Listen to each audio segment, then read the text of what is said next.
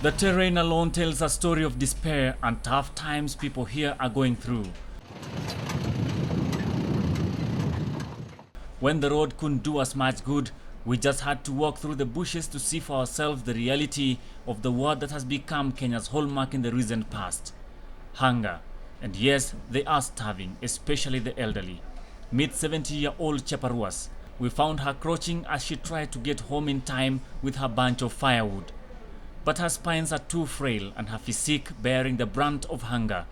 I lent her a hand and slowly led her home.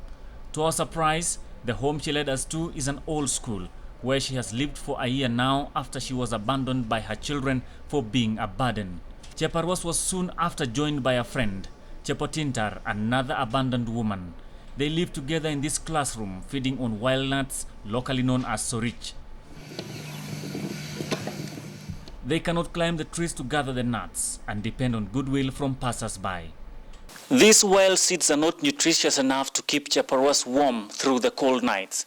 This, coupled with her old age, only makes things worse for her. And yet, she lives in a classroom with open windows. But their stock is now running out, so as the nuts in the trees as they wither in the scorching sun. At Kalemungorok in Turkana South District, we meet Mzelo Chili, who is fighting to clinch on life.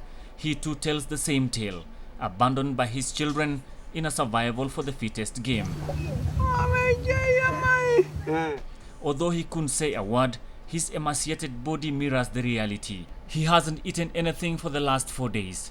His wife is just as old, not much strength to scavenge for food. They say we've been there for too long and they want us to die. So they wait in despair for anything to come by. As hunger threatens to wipe them out, water is too becoming a mirage. Wells are running dry. Within the same Manyata, a woman is cooking wild nuts for her children as the elderly watch from a distance. This is the agony the elderly go through in these parts of Kenya, a struggle just to survive for today, for tomorrow might never come. These are indeed tough times, and tough times call for tough measures. For these people, theirs is just to hope that someone somewhere hears their frail voices and reaches them with a helping hand.